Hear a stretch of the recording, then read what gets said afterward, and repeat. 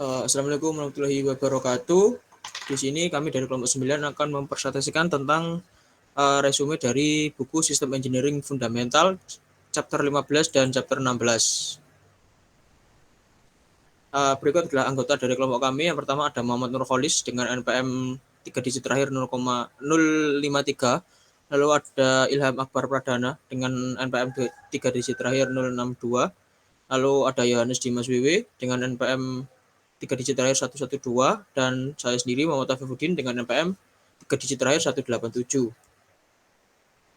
Langsung saja masuk ke materi chapter 15 Risk Management. Saya serahkan ke teman saya. Silakan Mas Ilham. Baik, yang pertama adalah risk management. Lalu 15.1 yang berarti yang pertama risk as reality. Next. Jadi risk as reality ini maksudnya risiko ini selalu ada di setiap aktivitas dan ini normal. Risiko itu adalah potensi realitas masa depan yang negatif yang mungkin terjadi ataupun tidak terjadi. Risiko ini didefinisikan oleh dua karakteristik dari kemungkinan peristiwa masa depan yang negatif, yaitu probabilitas terjadinya dan konsekuensi dari kejadian tersebut. Jika peluang terjadinya tidak diketahui, maka seseorang atau suatu proyek memiliki ketidakpastian dan risikonya tidak terdefinisi. Risiko ini tidak menjadi masalah. Risiko ini merupakan pemahaman tentang tingkat ancaman karena adanya potensi masalah tersebut. Faktanya, pengetahuan tentang risiko itu sangat penting untuk menghindari masalah. Next. Kaitan risiko dengan sistem engineering adalah umur siklus hidup suatu produk. Ada dua jenis risiko di dalam sistem engineering, yaitu risiko manajemen teknis dan risiko eksternal. Penanganan risiko dengan manajemen teknis internal meliputi hal-hal yang terkait dengan sumber jadwal, sumber daya, alur pekerjaan, pengiriman tepat waktu, ketersediaan personel yang tepat, potensi kemacetan, jalur kritis, operasi, dan sejenisnya. Risiko yang berhubungan dengan pengaruh eksternal termasuk ketersediaan sumber daya, pendelegasian wewenang yang lebih tinggi, tingkat visibilitas program, persyaratan, peraturan, dan sejenisnya. Next. Yang kedua ada risk management. Next. Risk management atau manajemen risiko adalah metode terorganisir untuk mengidentifikasi dan mengukur risiko serta untuk memilih, mengembangkan, dan menerapkan opsi untuk penanganan risiko. Manajemen risiko adalah sebuah proses, bukan rangkaian peristiwa. Manajemen risiko ini tergantung pada perencanaan manajemen risiko, identifikasi dini, dan analisis risiko, pelacakan dan penilaian ulang risiko yang berkelanjutan, implementasi awal tindakan korektif, komunikasi, dokumentasi, dan koordinasi. Meskipun ada banyak cara untuk menyusun manajemen risiko, kita akan menyusunnya menjadi 4 bagian, yaitu planning, assessment, handling, dan monitoring. Next. Yang pertama adalah risk planning. Next. Risk planning ini adalah proses berkelanjutan untuk mengembangkan pendekatan yang terorganisir dan komprehensif untuk manajemen risiko. Perencanaan awalnya meliputi penetapan strategi, menetapkan tujuan dan sasaran, perencanaan penilaian, penanganan, dan pemantauan kegiatan, mengidentifikasi sumber daya, tugas dan tanggung jawab, pengorganisasian dan pelatihan manajemen risiko anggota, menetapkan metode untuk melacak item risiko, dan menetapkan metode untuk mendokumentasikan dan menyebarkan informasi secara berkelanjutan. Next. Nah, dalam lingkungan rekayasa sistem atau sistem engineering, risk planning harus yang pertama melekat tertanam dalam perencanaan rekayasa sistem dan perencanaan yang lainnya, seperti produktivitas, daya dukung, dan manajemen konfigurasi. Yang kedua, memiliki upaya berkelanjutan yang terdokumentasi, lalu terintegrasi di antara semua kegiatan, terintegrasi dengan perencanaan lain, misalnya perencanaan rekayasa sistem analisis daya dukung, perencanaan produksi, konfigurasi, dan manajemen data, dan lain-lain. Lalu terintegrasi dengan fase sebelumnya dan fase kedepannya, artinya fase yang akan mendatang. Yang terakhir selanjutnya ada selektif untuk setiap garis dasar konfigurasi. Next. Selanjutnya adalah risk assessment. Next. Nah, risk assessment ini terdiri dari identifikasi dan analisis resiko yang berhubungan dengan siklus hidup suatu sistem. Next. Lalu risk identification activities. Next.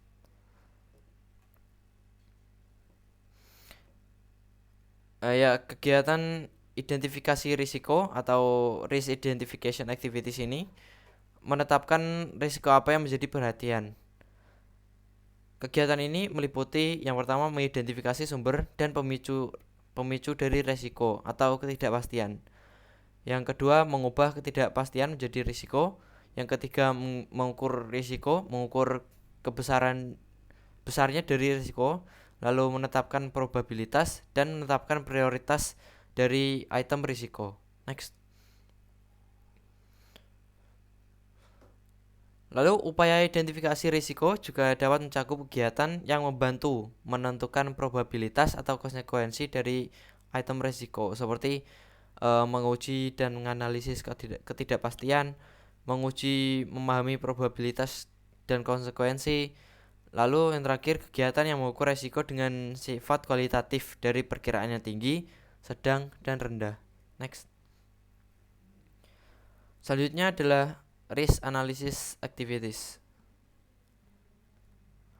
Kegiatan analisis risiko melanjutkan proses penilaian dengan menyempurnakan deskripsi peristiwa risiko yang teridentifikasi melalui isolasi penyebab risiko, penentuan dampak pengenuh risiko, dan penentuan serta pemilihan tindakan alternatif. Kegiatan analisis risiko untuk menentukan risiko risiko apa yang harus dilacak, data apa yang digunakan untuk melacak risiko, dan metode apa yang digunakan. Analisis risiko mengeksplorasi opsi, peluang, dan alternatif yang terkait dengan risiko. Analisis risiko ini menguji sensitivitas dan keterkaitan risiko dengan menganalisis dampak dan sensitivitas risiko yang terkait dengan variasi kinerja. Hari ini secara lebih lanjut menganalisis dampak perubahan potensial secara eksternal dan internal. Next. Nah, kegiatan analisis risiko ini dapat menemukan jawaban dari mungkin pertanyaan-pertanyaan berikut ini. 1. Jika sesuatu berubah, apakah risiko akan berubah lebih cepat, lebih lambat, atau dengan kecepatan yang sama? Yang kedua, jika risiko tertentu terjadi, efeknya itu akan menjadi besar atau kecil. Lalu yang ketiga, bagaimana pengaruhnya terhadap risiko lain? Lalu bagaimana pengaruhnya terhadap situasi secara menyeluruh dalam suatu proyek? Lalu bagaimana daftar monitoring untuk menentukan apakah risiko ini stabil, meningkat, atau menurun? Lalu bagaimana cara mengembangkan sistem feedback atau umpan balik untuk melacak matriks dan data manajemen risiko lainnya? Yang terakhir, bagaimana cara mengembangkan penilaian risiko terukur? Next. Selanjutnya, caution in risk assessment. Next.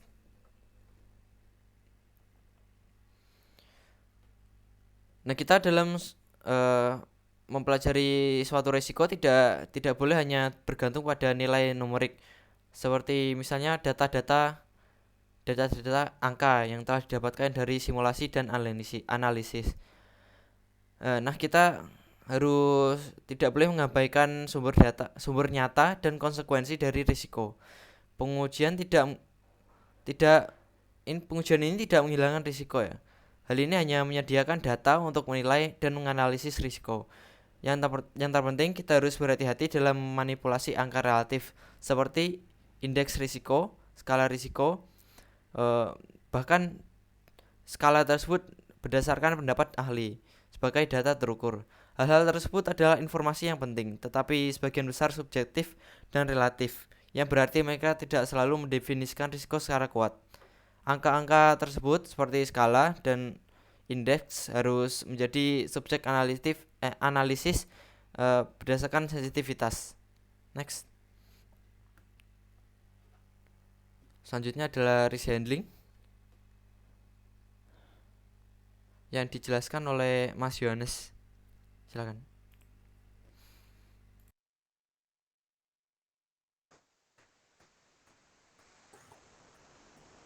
Ya, terima kasih. Ini dari sekarang kita akan membahas risk handling atau penanganan risiko. Pertama, setelah risiko dikategorikan dan dianalisis, proses penanganan risiko tersebut dimulai. Tujuan utama dari kegiatan penanganan risiko adalah untuk mengurangi risiko. Metode untuk melakukan ini sangat banyak, tetapi semuanya termasuk dalam 4 kategori dasar. Yang pertama itu ada risk avoidance atau penghindaran risiko, seperti menghilangkan beberapa requirement yang mewakili ketidakpastian dan berisiko tinggi. Penghindaran ini termasuk memperdagangkan risiko tersebut untuk performa atau hal-hal yang lain. Dan itu adalah aktivitas utama selama analisis kebutuhan. Lalu yang kedua ada risk control atau pengendalian risiko. Di sini pengendalian adalah penggunaan proses desain yang disengaja untuk menurunkan risiko ke tingkat yang dapat diterima. Hal ini membutuhkan penerapan disiplin dari proses rekayasa sistem dan pengetahuan rinci tentang bidang teknis yang terkait dengan desain. Lalu ada risk acceptance atau penerimaan risiko, yang ini dimaksudkan yaitu penerimaan risiko yang disengaja karena probabilitas dan atau konsekuensinya cukup rendah untuk diasumsikan secara wajar tanpa mempengaruhi upaya pengembangan. Lalu yang terakhir ada risk transfer atau pemindahan risiko. Transfer dapat digunakan untuk mengurangi risiko dengan memindahkan risiko dari satu area desain ke area lain di mana solusi desain kurang berisiko. Lalu selanjutnya ada monitoring and reporting. Pemantauan dan pelaporan. Jadi pemantauan risiko adalah proses berkelanjutan untuk melacak dan mengevaluasi proses manajemen risiko dengan pelaporan metrik, umpan balik perusahaan pada item daftar pengawasan, dan masukan rutin perusahaan tentang potensi risiko yang berkembang. Metrik, daftar pantauan, dan sistem umpan balik dikembangkan dan dipelihara sebagai aktivitas penilaian. Keluaran dari proses ini kemudian didistribusikan ke seluruh perusahaan sehingga semua pihak yang terlibat dengan programnya dari risiko yang mempengaruhi upaya mereka dan pengembangan sistem secara keseluruhan. Di sini ada special case integration. Integrasi teknologi dalam sistem yang kompleks adalah teknologi itu sendiri. Integrasi teknologi selama desain mungkin merupakan item berisiko tinggi, biasanya tidak dinilai atau dianalisis sebagai item berisiko yang diidentifikasi secara terpisah. Jika risiko integrasi tidak diidentifikasi dengan benar selama pengembangan baseline fungsional, hal tersebut akan membuat diri mereka sebagai masalah serius dalam pengembangan baseline produk. Lalu ada special case kedua yaitu software risk. Berdasarkan sejarah, pengembangan perangkat lunak sering menjadi bidang yang memiliki risiko tinggi. Selain adanya isu performa, jadwal kerja, dan biaya, risiko tersebut. Yang pertama, ada pemahaman yang tidak sempurna tentang persyaratan operasional dan instruksi yang diberikan. Yang kedua, pelacakan dan penanganan risiko. Yang ketiga, ada pemahaman yang kurang memadai tentang kendala antarmuka. Lalu yang terakhir, ada kurangnya personel tim yang baik dan berkualitas. Kita masuk ke subbab risk awareness, kesadaran risiko. Semua anggota perusahaan yang mengembangkan sistem harus memahami perlunya memperhatikan keberadaan dan sifat risiko yang berubah. Konsekuensi yang tidak terduga dapat secara misterius mengganggu upaya pengembangan. Perasaan gelisah bahwa ada sesuatu yang salah, meskipun ada jaminan bahwa semuanya baik-baik saja, mungkin saja valid. Intuisi semacam inilah yang telah memungkinkan umat manusia untuk bertahan dari kepunahan dan terus-menerus mendapat keberuntungan yang luar biasa sepanjang sejarah hingga bisa berkembang sampai saat ini. Lalu di sini untuk yang terakhir ada rangkuman untuk bab 15, untuk chapter 15.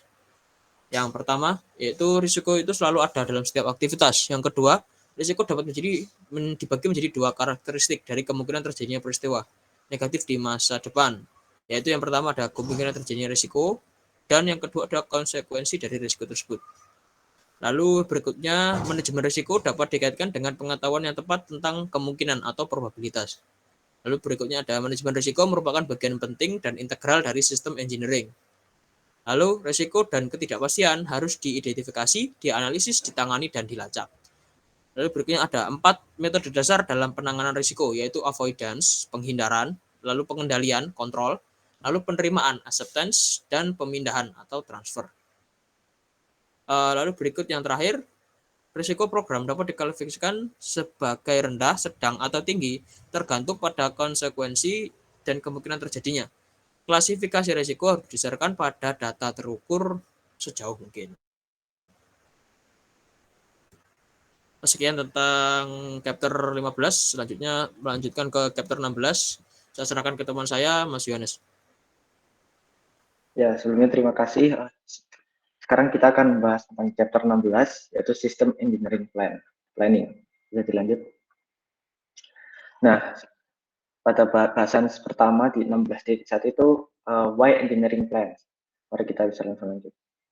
Nah, System Engineering Planning itu adalah kegiatan yang memiliki dampak langsung pada keputusan perencanaan akuisisi dan menetapkan metode yang layak untuk mencapai tujuan akuisisi.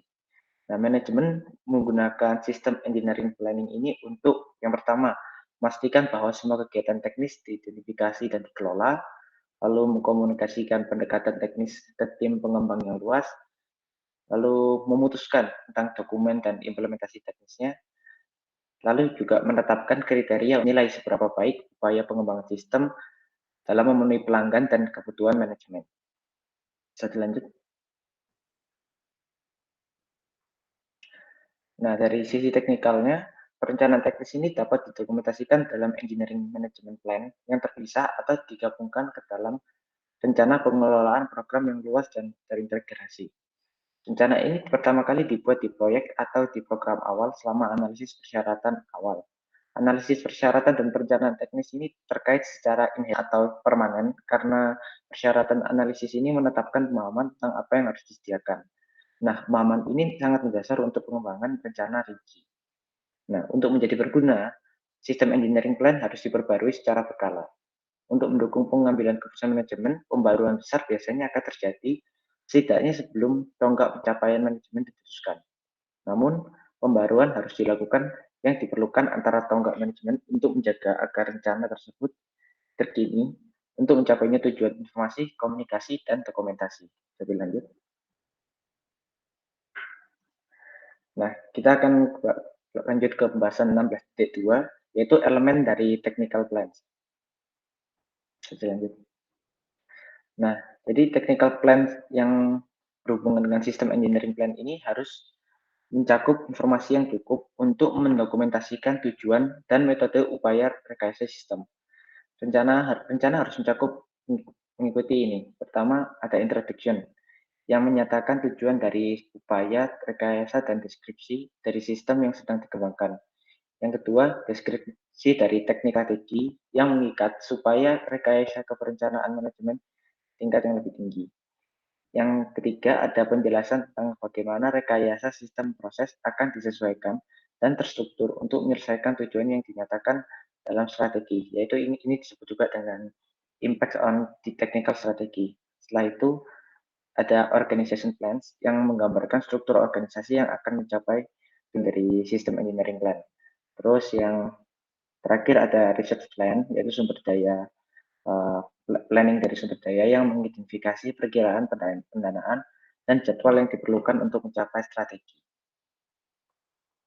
Bisa dilanjut. Nah, yang pertama kita membahas tentang introduction dulu. Nah, introduction ini harus mencakup ada yang pertama dari scope itu cakupan, di mana ruang lingkup rencana harus menyediakan informasi mengenai bagian mana dari gambaran besar yang terjangkut dalam rencana tersebut. Misalnya, jika rencananya adalah rencana DoD program office plan, itu akan menekankan kontrol persyaratan tingkat yang lebih tinggi, di mana sistem dasar fungsional, dan semua aktivitas diperlukan untuk pengembangan sistem. Di sisi lain, constructor plan akan menekankan kontrol persyaratan yang lebih rendah, di mana awal dan detail desain, yaitu dialokasikan dan di baseline produk, dan aktivitas yang diperlukan dibatasi oleh persetujuan kontraktual. Yang kedua dari class scope ada description. Nah, dari deskripsi dari sistem ini harus yang pertama dibatasi pada ringkasan eksekutif, menjelaskan fitur-fitur yang membuat sistem unik. Yang kedua, menyertakan diskusi umum tentang sistem fungsi operasional. Dan yang ketiga, harus bisa menjawab pertanyaan apa itu dan apa yang akan bisa dilakukan dengan plan ini. Bisa dilanjut. Setelah itu, introduction juga harus cukup fokus, di mana fokus panduan untuk upaya harus disediakan untuk memperjelas visi manajemen untuk pendekatan pembangunan. Misalnya, fokus mungkin menjadi biaya terendah untuk mendapatkan persyaratan ambang batas, kinerja unggul sesuai anggaran, standarisasi unggul untuk mengurangi logistik, penggunaan maksimum pendekatan sistem terbuka untuk mengurangi buat biaya, atau swaka. Penyataan fokus harus menjadi satu tujuan untuk menghindari kebingungan, dinyatakan secara sederhana untuk menghindari salah tafsir, dan memiliki dukungan tingkat tinggi. Setelah itu yang juga harus dimiliki oleh introduction itu adalah purpose, yaitu tujuan, di mana tujuan dari upaya engineering planning harus dijelaskan secara umum tentang keluaran atau produk akhir atau output dari produk yang memungkinkan siklus hidup yang diperlukan, di mana tujuan harus dinyatakan dengan menjawab pertanyaan seperti apa yang dimaksud dengan sistem engineering planning usaha yang harus dihasilkan. Lanjut. Setelah introduction, kita beralih ke technical strategy. Tujuan dari strategi teknis atau technical strategy adalah untuk menghubungkan proses pengembangan dengan akuisisi atau proses manajemen kontrak. Ini harus mencakup yang pertama, pentahapan, step by step pengembangan dan desain terkait. Lalu ada tonggak rekayasa kunci untuk mendukung risiko tonggak manajemen dan manajemen bisnis. Lalu ada pengembangan atau produk paralel terkait pertimbangan perbaikan, dan manajemen lain menghasilkan kendala atau aktivitas visibilitas tinggi yang dapat mengaruhi pengembangan sistem engineering planning. Lanjut.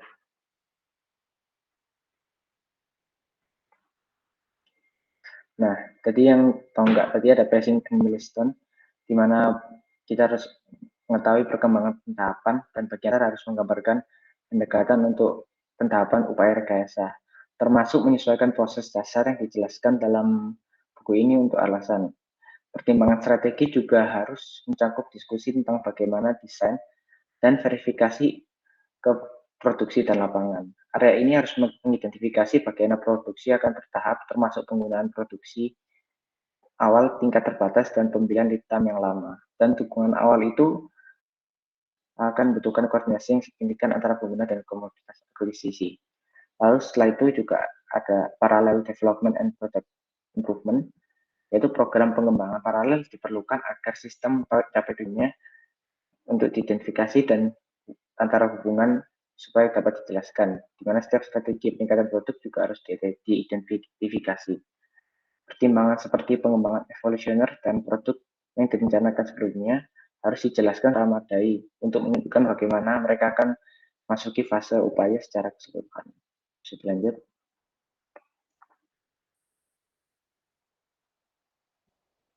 Nah, setelah itu kita akan bahas tentang impact strategi. Semua kondisi atau kendala yang mempengaruhi strategi harus diidentifikasi dan dinilai dampaknya. Poin-poin penting yang perlu dipertimbangkan adalah pengembangan teknologi, lalu biaya sebagai label independen, dan setiap kendala yang diarahkan oleh manajemen bisnis atau kegiatan yang akan memiliki pengaruh yang signifikan pada strategi. Jadi lanjut.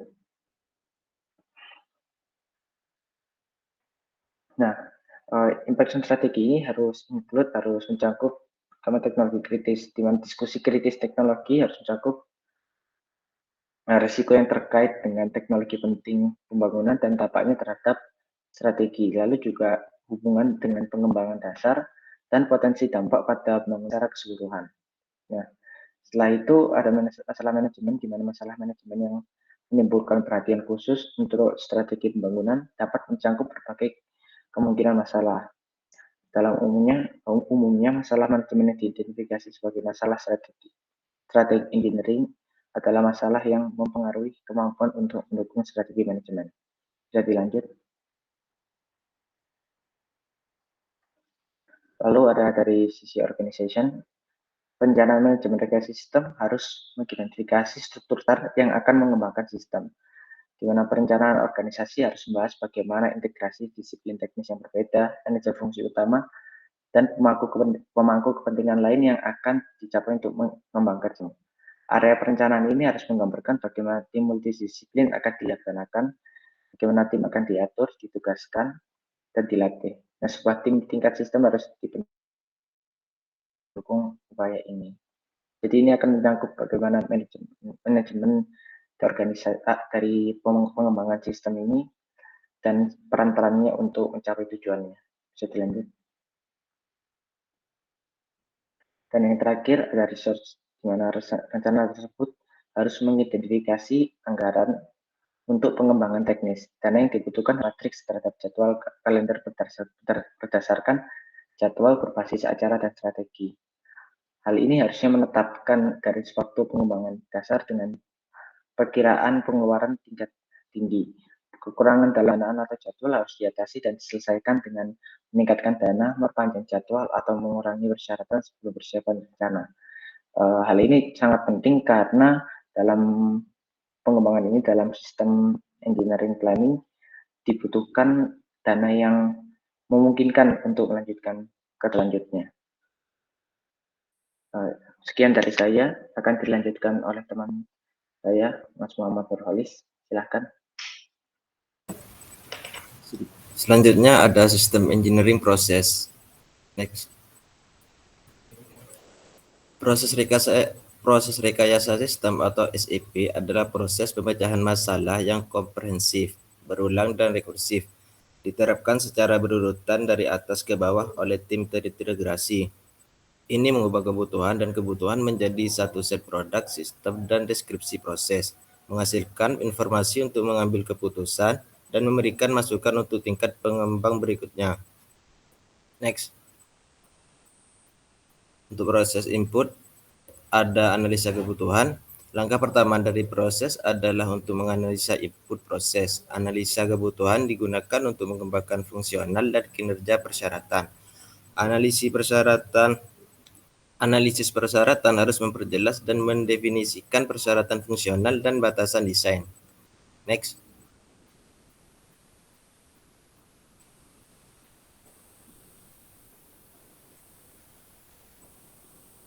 Selanjutnya analisis dan alokasi fungsional. Fungsi dianalisis dengan menguraikan fungsi tingkat yang lebih tinggi yang diidentifikasi melalui persyaratan ke dalam analisis ke dalam fungsi tingkat yang lebih rendah. Next. Selanjutnya persyaratan loop.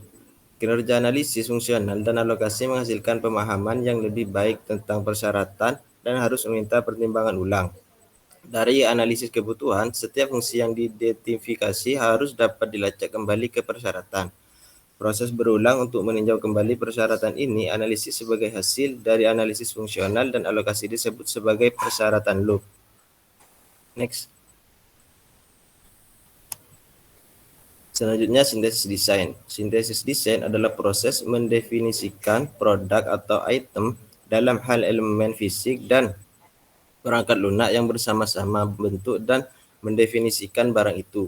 Hasilnya sering disebut sebagai arsitektur fisik. Setiap bagian harus memenuhi setidaknya satu persyaratan fungsional dan bagian manapun dapat mendukung banyak fungsi.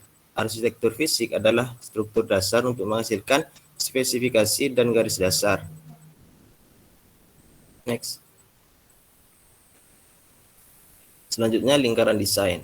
Mirip dengan persyaratan loop yang dijelaskan di atas, loop desain adalah proses meninjau kembali arsitektur fungsional untuk memverifikasi bahwa desain fisik disintetis dapat melakukan fungsi yang diperlukan di tingkat kinerja yang dibutuhkan. Lingkaran desain memungkinkan pertimbangan ulang tentang bagaimana sistem akan melakukan misinya, dan ini membantu mengoptimalkan desain yang sintetis.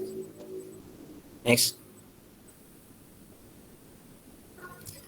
Selanjutnya ada verifikasi. Untuk setiap aplikasi rekayasa sistem proses, solusi akan dibandingkan dengan kebutuhan. Bagian dari proses ini disebut loop verifikasi atau lebih umum verifikasi.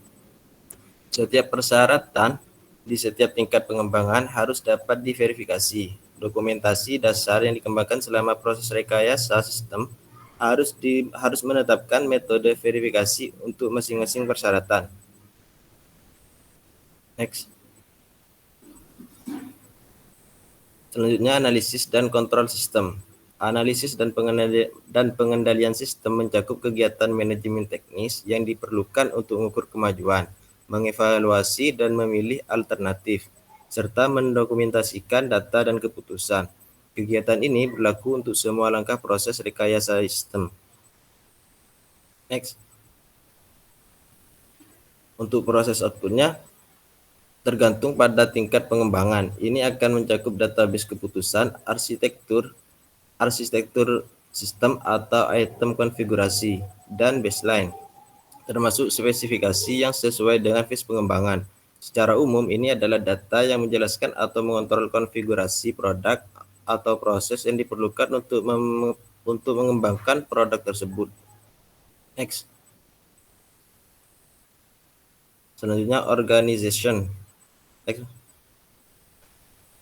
Pengorganisasian untuk pengembangan sistem. Sebagian besar kantor program DoD adalah bagian dari organisasi program eksekutif office atau PEO yang biasanya didukung oleh organisasi fungsional seperti perintah sistem.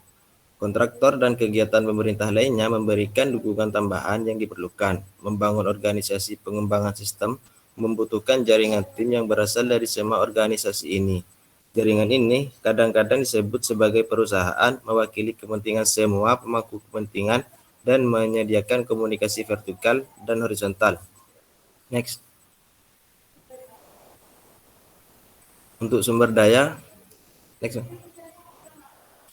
Untuk pemilihan sumber daya menentukan pemberi penawaran mana yang akan menjadi kontraktor, sehingga pilihan ini dapat berdampak besar pada risiko program. Rekayasa sistem harus mendekati pemilihan sumber dengan sangat berhati-hati karena tidak seperti banyak keputusan perencanaan yang dibuat di awal siklus hidup produk. Keputusan yang dibuat relatif terhadap pemilihan sumber umumnya tidak dapat dengan mudah diubah begitu proses dimulai. Undang-undang dan peraturan yang mengatur keadilan proses mengharuskan perubahan dilakukan dengan sangat berhati-hati dan seringkali dengan mengorbankan banyak waktu dan usaha di pihak kantor program dan kontraktor. Next. Untuk chapter 16.3 integration of plan. Next. Atau integrasi rencana antarmuka program. Antarmuka ini umumnya diidentifikasi dan dikendalikan oleh kontraktor yang bertanggung jawab untuk mengembangkan sistem. Antarmuka eksternal di sisi lain adalah mereka yang melibatkan hubungan entitas di luar batas yang ditetapkan, dan ini biasanya ditentukan dan dikendalikan oleh pemerintah.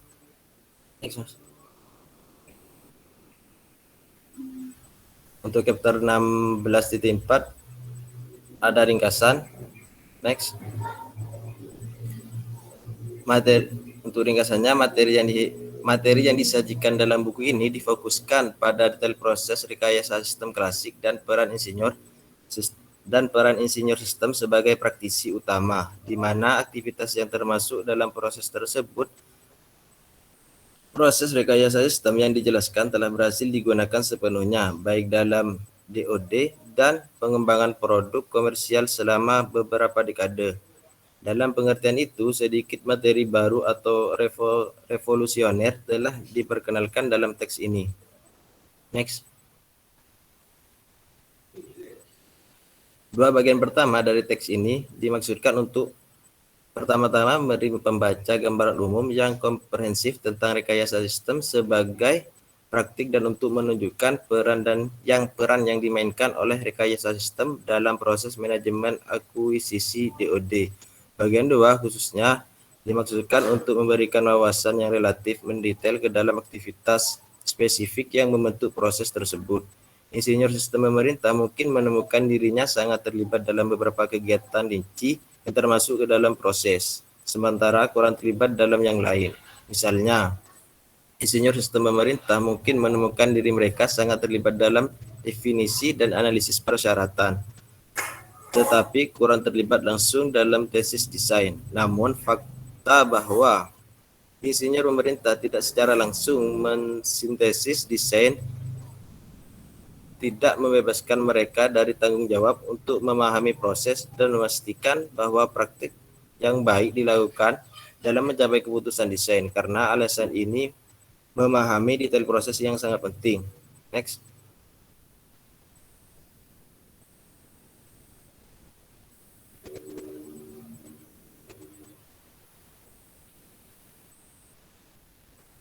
Materi yang disajikan dalam buku ini. Next.